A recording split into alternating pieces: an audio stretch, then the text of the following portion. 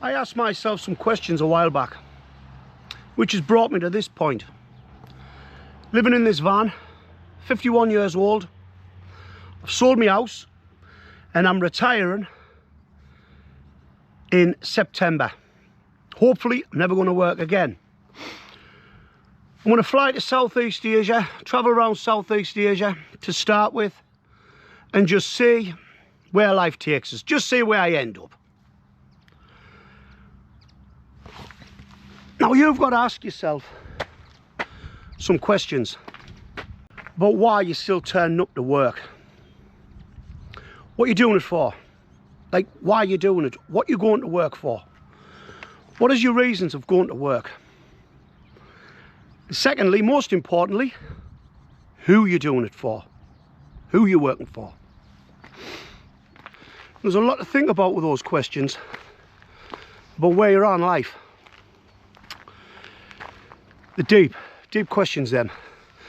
You've got to ask yourself why you're working, what you're working for. Are you working to benefit others? Are you working to benefit yourself? That's what you should be doing. Or are you working for a job title, for your ego, for a status? Or is it simply just for money? That's what you've got to ask yourself. So money, when have you got enough? Nobody can answer that question for you. And nobody's going to come along, you know, and give you the nod or give you the tap on the shoulder and tell you, like, you know, it's time. You've done well for yourself. It's time to pack in. Like, that's not going to happen. You've got to make that decision yourself.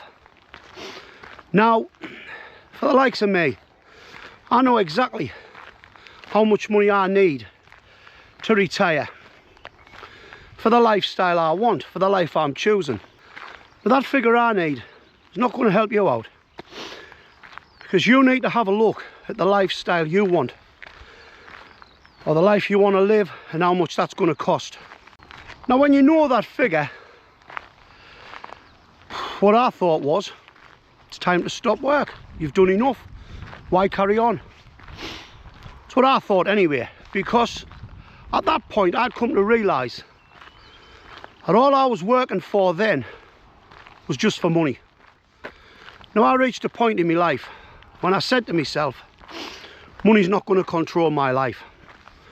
Because I think if you allow that to happen, you miss out so much on life. You miss out on so much letting money control it. Now, I asked myself that not so long back. I was thinking, should I buy a house, or should I buy something to rent out, or should I invest some money on to make myself a bit more, to give myself a bit more financial stability later on in life. But I realised I was still chasing the money. No. I was still chasing the money, and I was trying to make more money, and really it was money that I didn't necessarily need, that I wasn't necessarily going to spend. I was heading into that mindset of just one more year, I'll do just one more year, or I'll work just to pay for that, I'll just pay for this, then I'll do that. That's where I was heading.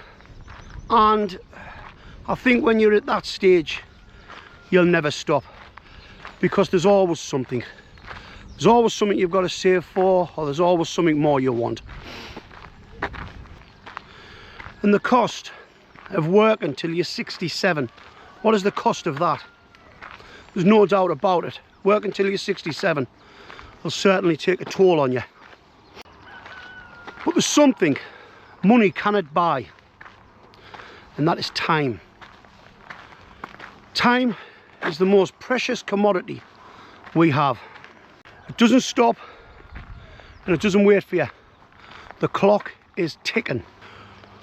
We're all in the queue, and we can all see how long we've stood in this queue. None of us know when we're going to get to the front. Or maybe look at it another way. How many Christmases have you got left? How many birthdays have you got left then? So health. So for me, I thought I'm swapping health for wealth. I'm using my time to gather wealth, to make more money. And by doing so, time is passing by. And over that time, ultimately, that's costing me my health. Now, will we even get to 67? Or when we do get to 67, what will our health be at that point? Now, I want to enjoy my life. I want to enjoy my life while I'm still fit enough to do the things I want to do. But there's things I want to do now that, no doubt about it, when I'm 67, I will not be able to do. There's no doubt about that. Now, here's a one for you. So let's say I get to 67 and I've spent most of my money. Let's say I'm on state pension, living in the UK. That's if there is one by then, like. So anyway, I'm sat in a pub or a club and I'm sat beside the man who stayed on at work. He worked till he was 67. All his investments paid off. He's got the nice big house. He's got the great pension. He's done it, he's got it all. Now I'm sitting there thinking, what's that cost him? Now I don't know what it's cost him, mind. He could have had a better life than me. He could have had a great life. Could have loved every minute of it. I'm not to know that. But I'm asking myself, what's that cost him in life? Has it cost him life experiences that he's never going to get back? Has it cost him his health? How's his health? Things he wanted to do in his retirement, or things he thought he wanted to do in his retirement at 51. Because maybe he cannot do them things now because of health reasons, or maybe he just can't be bothered anymore. Because there's no doubt about it, as you get older and time passes by, your priorities change. And that man sat there, there's no doubt about it, what he will have wanted to do at 51, he either won't want to do now or he can't do now. Because over time, your priorities change. And by then, listen, I'll still be able to have the same couple of pints or 2 or 3 pints as him. We're either going to be up all night at the toilet or we're pissing their bed, aren't we? It's the way it is. And when you get to that point, in my opinion, you slow down a bit, which means you spend less. Now for him, it might have all been worth it. Now you've got to ask yourself, do you want to be sat there talking about your investments, your pension, your house?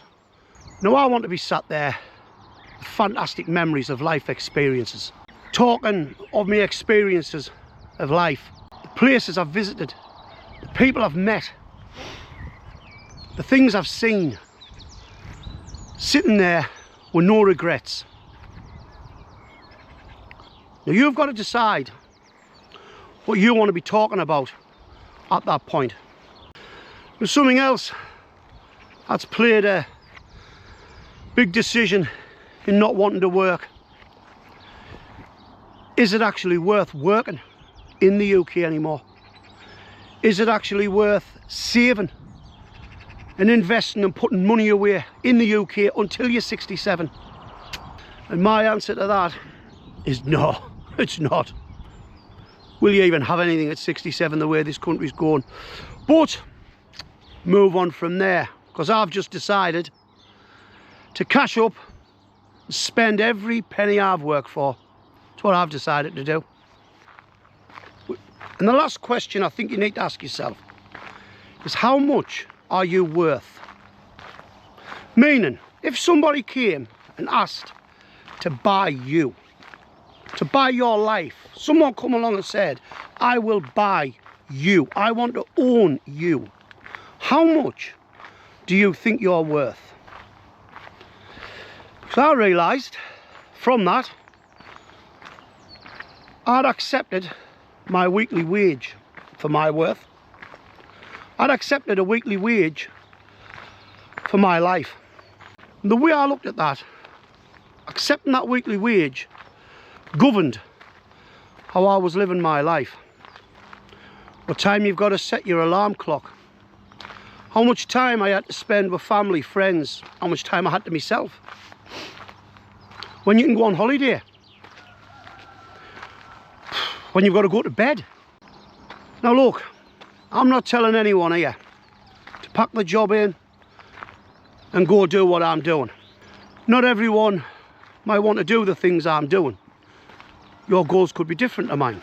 This is just the decision I've made when I've asked myself them questions about what I want out of life, what I want to do with my life. Now, I'm not swapping me time, me health and me happiness all for money. But I do think everyone needs to ask themselves these questions, because sooner or later you're going to run out of tomorrows to ask them. Hey, I heard you want to leave this place where we grew up. This old town, just put it all behind. Remember you and I would always find somewhere to hide when we were kids, so we could see and hear the water run. The river's gonna cry when you're gone.